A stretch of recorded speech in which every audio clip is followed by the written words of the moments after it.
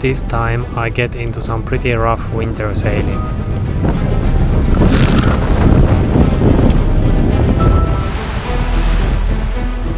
There is the wind! And I also meet a huge amount of whales, maybe even a little bit too close for comfort.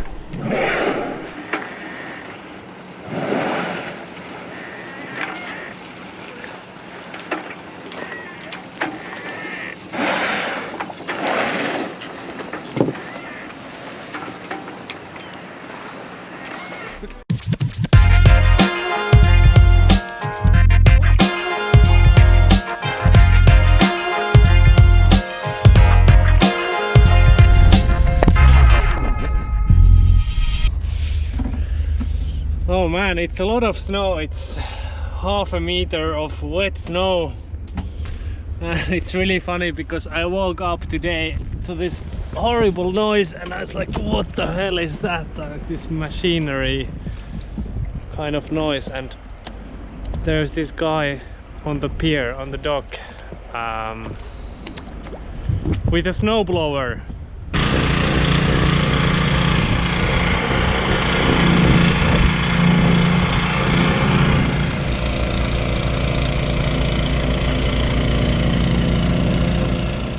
Jeez, that's a lot of snow.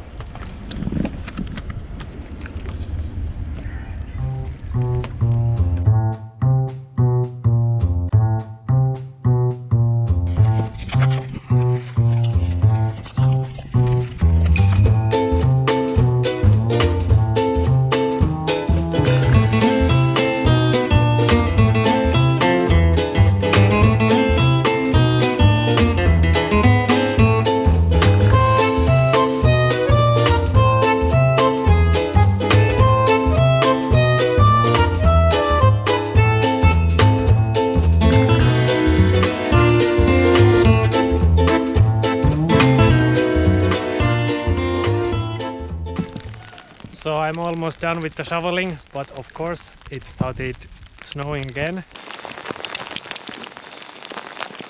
But I thought I'd show you something. Here's one of the problems that you are going to face if you want to sail during the winter. So this is the mast and that's the track for the mainsail. And as you can see, because the wind's been from astern, the track is full of ice, so that is a small problem here. It means that I won't be able to hoist the mainsail tomorrow if I'm able to leave at all, but no mainsail as long as the track is full of ice. And that's probably one of the reasons why you shouldn't have a furling mainsail if you are planning to sail somewhere where it actually snows. After all the shoveling and dealing with these frozen ropes, my plan was to start sailing towards west and Kvænangsfjord. This is the fjord where the herring has come to spawn during the last couple of winters. The humpback whales and orcas follow the herring, and I wanted to watch the show. In winter I only really sail during the day and when the weather is relatively good, so it was going to be at least a couple of days of sailing.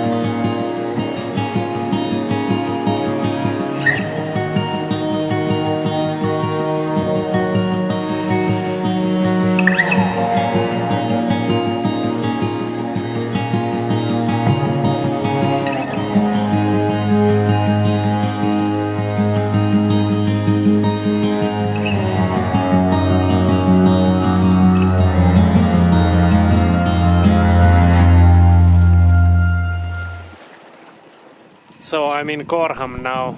I wanted to anchor in one of the fjords, but unfortunately the wind was funneling through the fjord, so I had to find another option.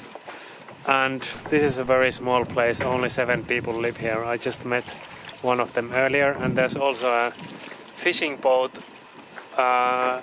moored to the same pier where I'm at, and he gave me one of these. Yummy yummy. So actually I don't know what this is called in English, and but the Norwegians really like this fish, and I haven't caught one myself yet, but yeah, it's pretty ugly but supposed to taste good. So I'm gonna fillet that and eat that tomorrow. Later on I learned that this is called a rosefish or a red perch, and the fisherman caught it as a bycatch when fishing for pollock.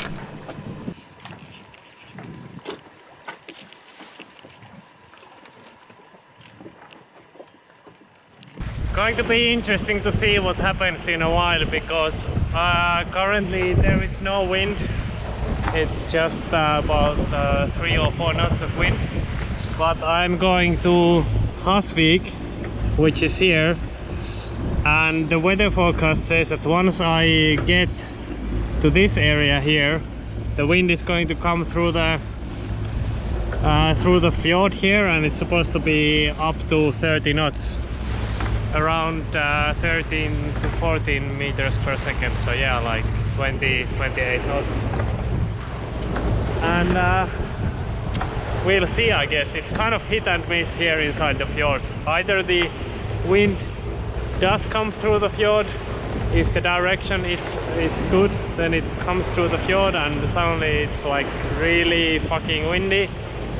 But sometimes it doesn't, and currently all is going according to the plan. If you look at the local weather forecast, it did say that, you know, where I am at the moment, it is supposed to be just a couple knots of wind, but just a mile or 2 ahead it's supposed to rise to almost 30 knots. So we will see. I have prepared the second reef in the mainsail, and let's see if we get some sailing done as well.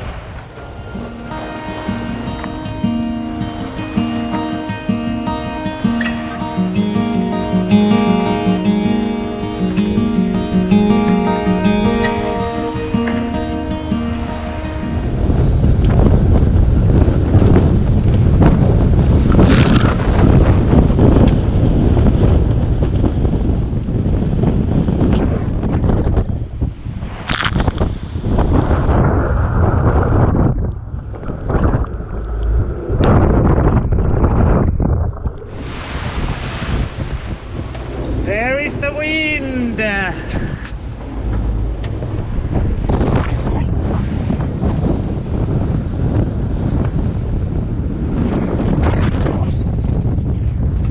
I think I need to take the genoa off completely,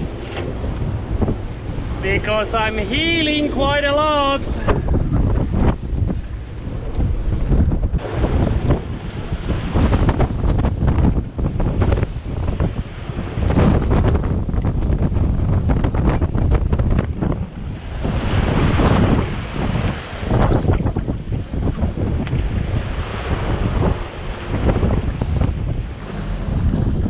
Welcome to sailing in Norway. It was 2 hours of 25 knots about, and now there's no wind. That's good though, because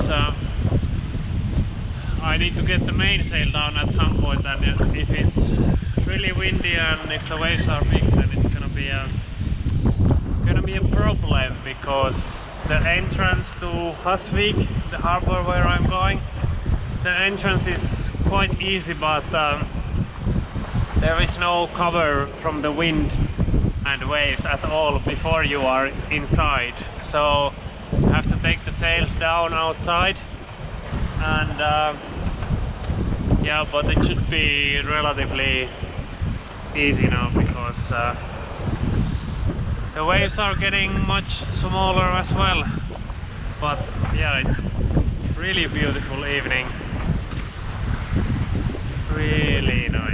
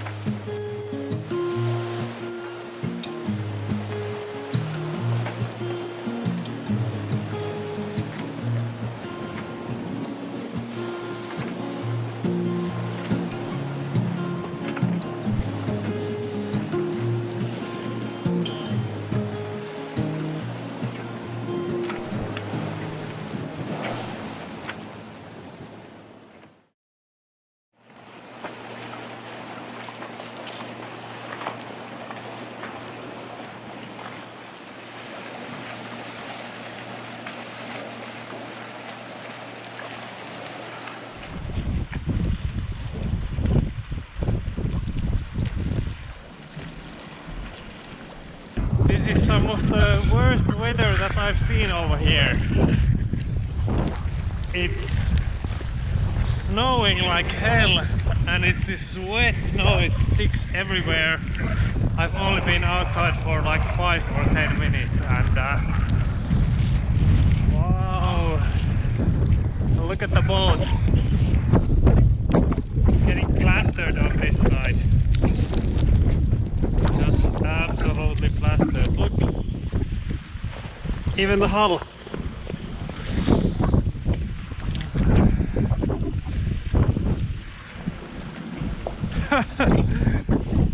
It's pretty crazy. Crazy stuff.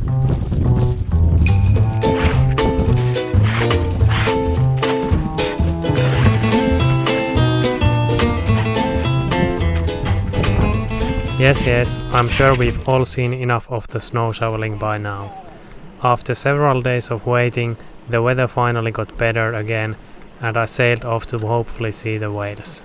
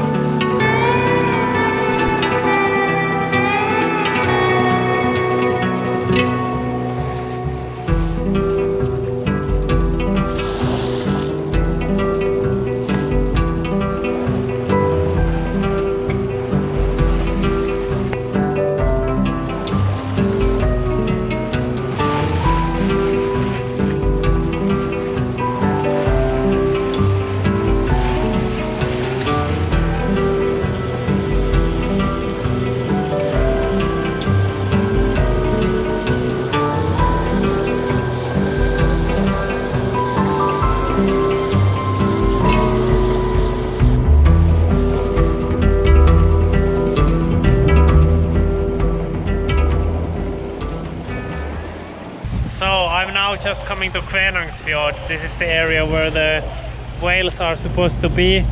The whales follow the herring, and I'm just looking at my AIS and I see there's at least 3 or 4 of these big herring fishing ships here. So I think the herring have arrived, and I hope to see some whales soon. But this is where we are right now, and the Fjord is actually this big fjord here. I still got 15 miles to go, and I guess it's possible that the herring is outside the fjord now, because these boats here, definitely at least 3 of these guys are those big herring fishing ships, and they are kind of just moving around a little bit and fishing with these big big nets. So who knows, I might see some whales soon, hopefully.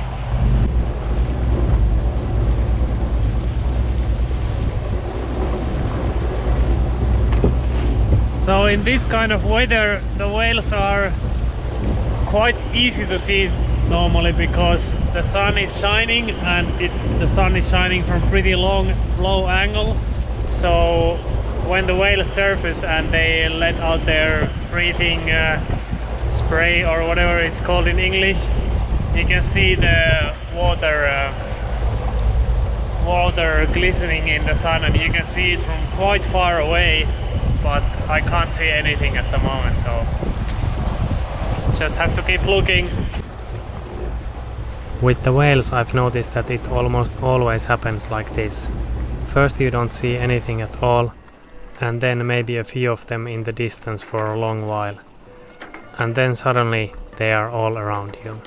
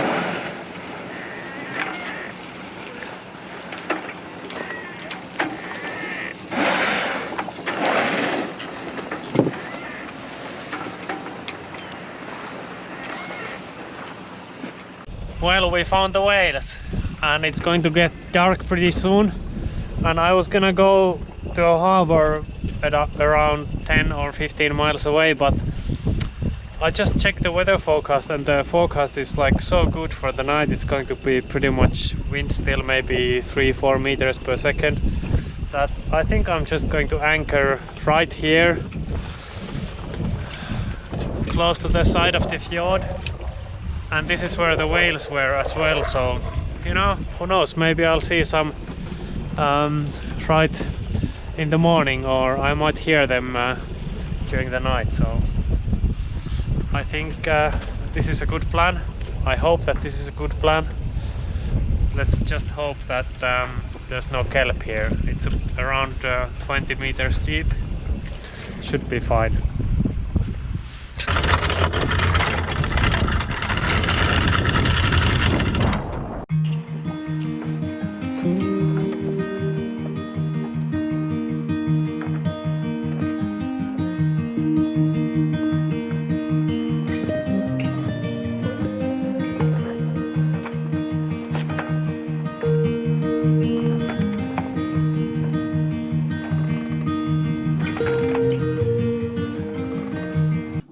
Yeah, wow, I'm so tired.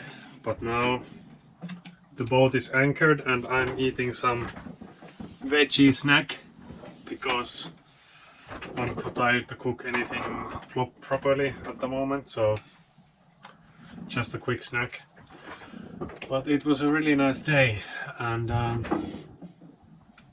before this day, like the last week, I was like, oh my god, what am I doing again? Because it's getting cold and dark and no one else is out there sailing or boating anymore, and well, I wasn't really feeling down, but I guess I had been just working on my laptop for the whole week, and the weather was kind of bad. I don't really mind the weather, but I guess I just spent too much time inside. But now we actually got some good sailing done and saw some whales, and it's good to get a reminder of like why I'm here, you know. So pretty happy now, and I think tomorrow is going to be pretty amazing as well. I hope to see some more whales, and even if not, then I'm still happy. Bon appetit! And it was only going to get better during the next day. First I spotted a big pod of orcas, and after that I got to film a very cooperative group of humpbacks.